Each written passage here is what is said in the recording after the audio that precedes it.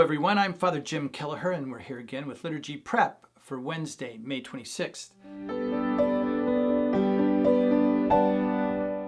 Today I'd like to focus on the Gospel of Mark in chapter 10, where Jesus talks about his passion, death, and resurrection. And so I want to read his words. He's traveling up to Jerusalem with his apostles and he's explaining it to them for the third time. He says this, "Behold, we are going up to Jerusalem, and the Son of Man will be delivered to the chief priests and scribes, and they will condemn him to death and deliver him to the Gentiles."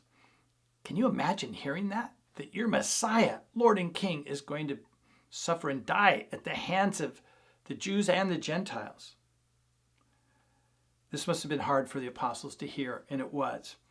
Because when we look at what James and John say, it sort of seems unrelated to what Jesus had just said. Well, they get part of it, that Jesus is going to go to heaven, and they want to go to heaven, so they say, "Lord, we have a request. Will you grant us that one will be on your right and one will be on your left up in heaven?"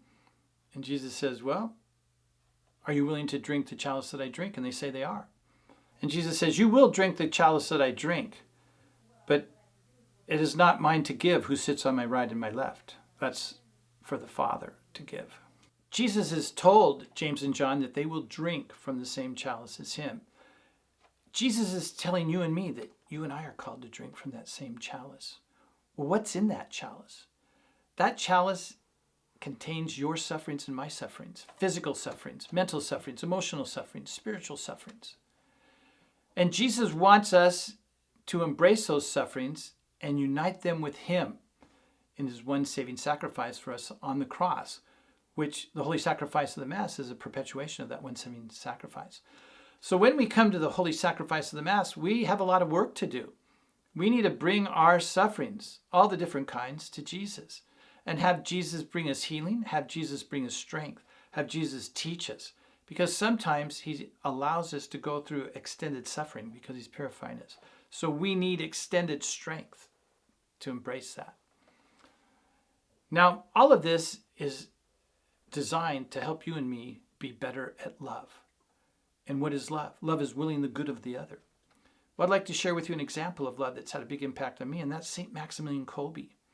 Throughout his life, he practiced love and charity with all of his Franciscan brothers, and he was the head of a monastery with 700 priests and brothers in it. But during World War II, he was a prisoner of war. And one day, a man escaped, and so the commandant said 10 will be selected at random to die in the starvation bunker. When the 10 were selected, one was a married man, and he started crying. He was so fearful because he'd lose his wife and kids. So Kolbe broke rank and took his place. That's love. That's willing the good for that married man. Kolbe wanted him to be able to live. So Kolbe went into the starvation bunker. Kolbe prepared those men to die, to go home to God. He had them praying and singing hymns as they were being starved to death. There was so much peace in that bunker that the Nazi guards couldn't even be near the door. They had to go away. There was too much peace there. Well, St. Maximilian Kolbe prepared these men to go to heaven, and he and they together went to heaven. Ave Maria.